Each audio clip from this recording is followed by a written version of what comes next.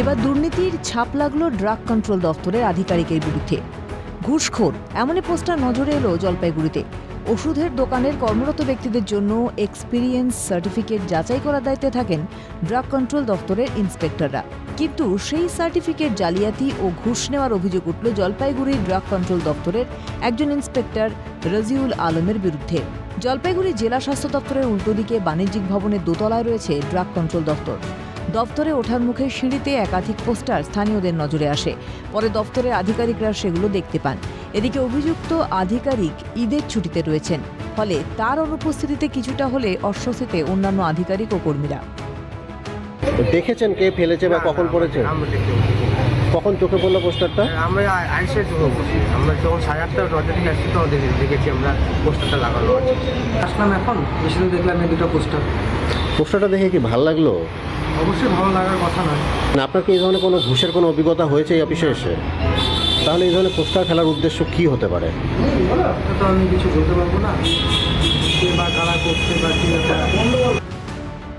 বেশ কয়েকদিন আগে দুর্নীতির অভিযোগে পোস্টার পড়েছিল বলে সূত্রে খবর, কিন্তু একই আধিকারিকের বিরুদ্ধে কেন বারবার দুর্নীতির পোস্টার পড়ছে তা নিয়ে উঠছে প্রশ্ন। বিষয়টি ঊর্ধ্বতন কর্তৃপক্ষকে জানানো হয়েছে। ঊর্ধ্বতন কর্তৃপক্ষের নির্দেশ মতো পদক্ষেপ করা হবে বলে আশ্বাস দেন দপ্তরের অ্যাসিস্ট্যান্ট ডিরেক্টর। যদিও পোস্টার পড়লেও এখনো কোনো লিখিত বা মৌখিক অভিযোগ আসেনি বলেও জানিয়েছেন তিনি। আমাদের কাছে স্পেসিফিক কোনো তথ্য থাকলে সেটা সম্ভব যে উনি কোনটার ক্ষেত্রে ওনার কাজে অস্বচ্ছতাটা হয়েছে। পোস্টারটা নিয়ে আমি আবার উপরের অফিসারের সঙ্গে কথা বলে নিচ্ছি, কারণ হলো আমার দুটো জেলাতে 4 জন অফিসার।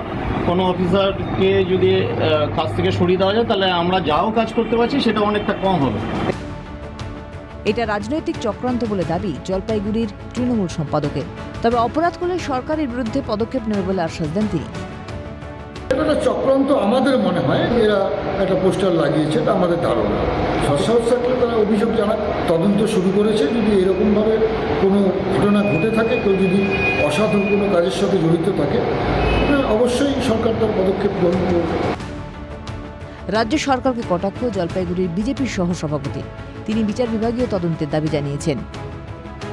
সরকারটাই তো জাল, এই জাল সরকারের যারা কর্মচারী তারা সকলেই জাল হবে, এটাই স্বাভাবিক। বিচার বিভাগীয় তদন্তের দাবি করছি, ডিপার্টমেন্টাল ইনকোয়ারি না। এদিকে ফের 104টি ওষুধ ফেল, তার মধ্যে রাজ্যে প্রায় 28টি ওষুধ রয়েছে। রাজ্যে যখন বিভিন্ন প্রান্ত থেকে উঠে আসছে জাল ওষুধের চক্রান্তের অভিযোগ, ঠিক তখনই ড্রাগ কন্ট্রোল দপ্তরের আধিকারিকের বিরুদ্ধে অভিযোগ ওঠায় ওষুধের মান ও স্বচ্ছতা নিয়ে মানুষের মনে প্রশ্ন উঠতে শুরু করেছে।